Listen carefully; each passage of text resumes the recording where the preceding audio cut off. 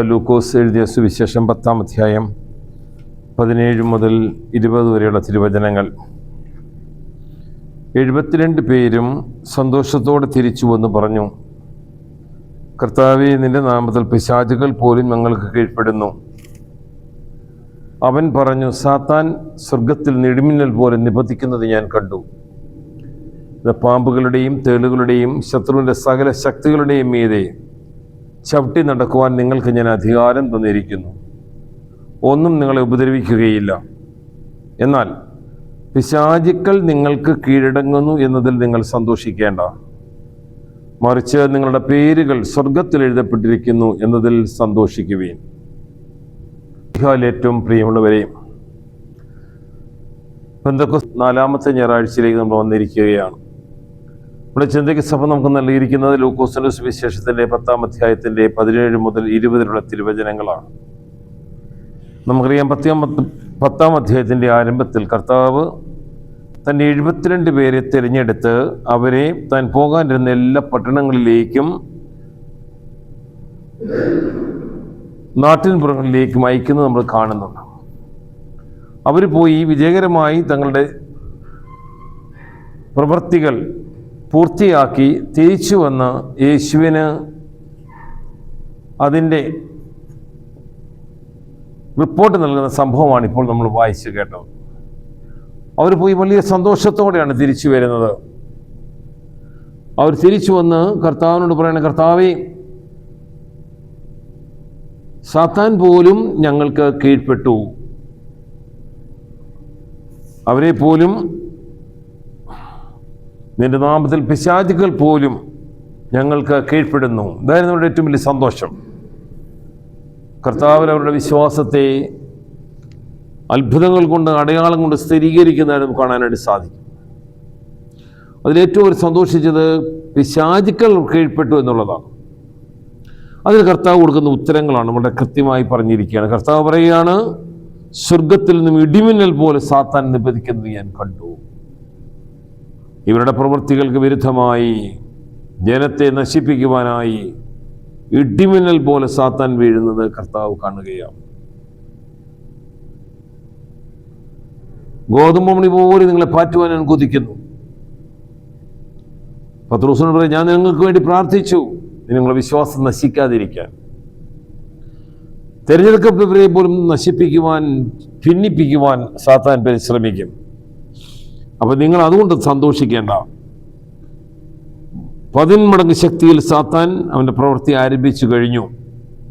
എന്നാൽ അവർ ധൈര്യം കൊടുക്കാൻ കർത്താവ് പറയുകയാണ്, പാമ്പുകളുടെ മേലും തേളുകളുടെ മേലും ശത്രുവിൻ്റെ സകല ശക്തികളുടെ മേലെയും ചവിട്ടി നടക്കുവാൻ നിങ്ങൾക്ക് ഞാൻ അധികാരം തന്നിരിക്കുന്നു.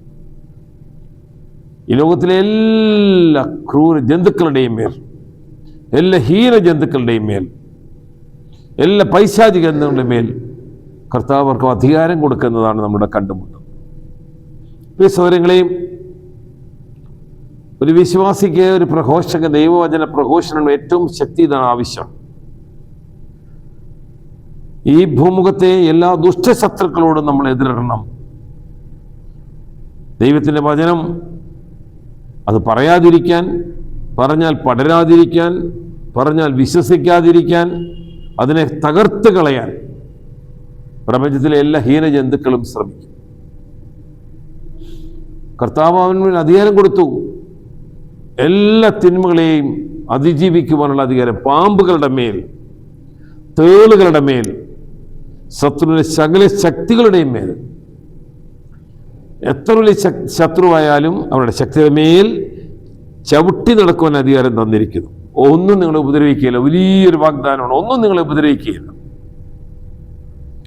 ദൈവത്തിൻ്റെ ഒരു പുരോഹിതനെയോ, ദൈവത്തിൻ്റെ ഒരു അഭിഷക്തിനെയോ, ദൈവത്തിൻ്റെ ഒരു സുവിശേഷ പ്രഘോഷനെയോ ലോകത്തിൽ ഒന്നിനും തകർക്കാൻ സാധിക്കത്തില്ല. അവൻ വിശ്വാസത്തോളനാണെങ്കിൽ, ഹൃദയശുദ്ധിയുള്ളവനാണെങ്കിൽ, യേശുക്രിസ്തുവിലേക്ക് ജീവിക്കുന്നവനാണെങ്കിൽ, സത്യവചന സുവിശേഷകനാണെങ്കിൽ ലോകത്തിലെ ഒന്നിനും അവനെ തകർക്കുവാനായിട്ട് സാധിക്കത്തില്ല.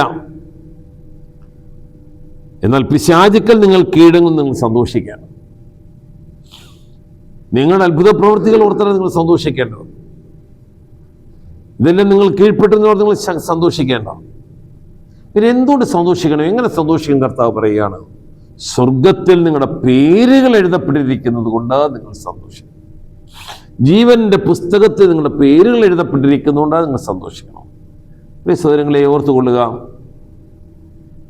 മനുഷ്യനെ ദൈവം അളക്കുന്നതും മനുഷ്യനെ മനുഷ്യൻ അളക്കുന്നതും അവൻ ഈ ലോക ജീവിതത്തിൻ്റെ പ്രവൃത്തി അനുസരിച്ചാണ്.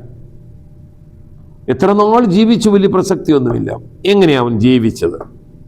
അവൻ നല്ല കുടുംബസ്ഥനായിരുന്നു, ഒരു നല്ല ഭർത്താവായിരുന്നു, നല്ലൊരു അപ്പനായിരുന്നു, നല്ലൊരു കുടുംബനാഥനായിരുന്നു, നല്ലൊരു വിശ്വാസിയായിരുന്നു, നല്ലൊരു അധ്യാപകനായിരുന്നു. അവൻ്റെ തൊഴിൽ അവൻ വിശ്വസ്തയോടെ ചെയ്തോ? ദൈവത്തിൻ്റെ ജനത്തെ സ്നേഹിക്കാൻ സാധിച്ചോ? വിശ്വാസം പഠിപ്പിക്കാൻ സാധിച്ചോ? വിശ്വാസത്തിൽ ജീവിക്കാൻ സാധിച്ചോ? ദൈവികമായ പുണ്യങ്ങൾ അവൻ പരിപാലിച്ചോ? അങ്ങനെ ഈ ലോക ജീവിതത്തിൽ അവൻ്റെ പ്രവൃത്തികൾ, അതാണ് അവനെ ഈ ലോകത്തിൽ മേന്മയുള്ളവനാക്കി തീർക്കുന്നത്. നിങ്ങളുടെ നല്ല പ്രവൃത്തികൾ കണ്ട് സ്വർഗസ്ഥനായ പിതാവ് മഹത്വപ്പെടണം, ഭൂമിയിലുള്ളവരും മഹത്വപ്പെടണം. ഇതാണ് മനുഷ്യന് ദൈവത്തിന് മുമ്പിൽ കൊടുക്കാവുന്ന ഏറ്റവും വലിയ അടയാളം. അങ്ങനെയുള്ളവരുടെ പേരുകൾ എവിടെയുണ്ട്? ജീവന്റെ പുസ്തകത്തിലുണ്ട്. നിത്യജീവന്റെ പുസ്തകത്തിൽ, സ്വർഗത്തിൽ നിങ്ങളുടെ പേരുകൾ എഴുതപ്പെട്ടിരിക്കും. സ്വർഗത്തിൽ നിങ്ങൾ അവകാശിയാകും. അവരെ നോക്കിയ കർത്താവ് പറഞ്ഞ എൻ്റെ പിതാവിനാൽ അനുഗ്രഹിക്കപ്പെട്ടവരെ എന്ന് പറയുന്നത്. ഈ ലോക ജീവിതത്തിൽ നമുക്കൊരു നല്ല ജീവിതം നയിക്കാൻ സാധിച്ചില്ലെങ്കിൽ, വഷളത്വം എന്ന ജീവൻ നയിക്കാൻ സാധിച്ചാൽ, ദൈവപ്രമാണങ്ങൾ തെറ്റിച്ച് ദൈവകൽപ്പനകൾ ലംഘിച്ച് നാം ജീവിക്കുകയാണെങ്കിൽ, ദൈവം നമ്മളെ എന്താ വിളിക്കുന്നത്? വഷളന്മാരെ എന്താ വിളിക്കുന്നേ? ശപിക്കപ്പെട്ടവരെ എന്നാ വിളിക്കുന്നത്. അനുഗ്രഹിക്കപ്പെട്ടവരെ അല്ലെങ്കിൽ ശപിക്കപ്പെട്ടവരെ. ഇവരൊരു കോൺട്രാസ്റ്റാണ്. ഇത് രണ്ടും കൂടെ വിളിക്കാനൊക്കത്തില്ല. ഒന്നുകിൽ നീ ശപിക്കപ്പെട്ടവനാണ്, അല്ലെങ്കിൽ നീ അനുഗ്രഹിക്കപ്പെട്ടവനാണ്. ജീവന്റെ പുസ്തകത്തിൽ നിന്റെ പേരുണ്ടെങ്കിൽ നീ അനുഗ്രഹിക്കപ്പെട്ടവനാണ്. ജീവന്റെ പുസ്തകത്തിൽ നിന്റെ പേരില്ലെങ്കിൽ നീ ശപിക്കപ്പെട്ടവനാണ്. നമ്മുടെ ജീവിതത്തിൽ നമുക്ക് വിശകലനം ചെയ്ത് നോക്കാം. ദൈവകൽപ്പന പാലിക്കുന്നതിന് എത്രമാത്രം ശ്രദ്ധാലുവാണ്, ദൈവവചനം പാലിക്കുന്നത് എത്രമാത്രം ശ്രദ്ധാലുവാണ്, യേശുവിന്റെ തിരിച്ചു രക്തങ്ങൾ യോഗ്യതയോടെ ഭക്ഷിക്കുന്നത് എന്തുമാത്രം ശ്രദ്ധാലുവാണ്, ദൈവത്തിൻ്റെ വചനം പ്രഘോഷിക്കുന്നത് എന്തുമാത്രം ശ്രദ്ധാലുവാണ്, ജീവിക്കുന്നത് എന്തുമാത്രം ശ്രദ്ധാലുവാണ്. ഇതൊക്കെയാണ് ദൈവത്തിന് മേന്മയേറിയ കാര്യങ്ങൾ. ദൈവത്തെ സ്നേഹിക്കുക, സഹോദരനെ സ്നേഹിക്കുക. അതിനേക്കാൾ വലിയ പുണ്യങ്ങളൊന്നുമില്ല. ദൈവത്തെ സ്നേഹിക്കുക, സഹോദരനെ സ്നേഹിക്കുക. കൃപയ്ക്കായി നമുക്ക് പ്രാർത്ഥിക്കാം. ജീവന്റെ പുസ്തകത്തിൽ പേരുകൾ എഴുതപ്പെടണമേ എന്ന്, അനുഗ്രഹിക്കപ്പെട്ട ഗണത്തിലേക്ക് എണ്ണപ്പെടണമേ എന്ന് പ്രത്യേകമായിട്ട് പ്രാർത്ഥിക്കാം. എല്ലാ അനുഗ്രഹങ്ങളിൽ നിന്ന് ദൈവം നമ്മളെല്ലാവരെയും ധാരാളമായിട്ട് അനുഗ്രഹിക്കട്ടെ. പിതാവിൻ്റെയും പുത്രൻ്റെയും പരിശുദ്ധ റൂഹായുടെയും തിരുനാമത്തിൽ ആമേൻ.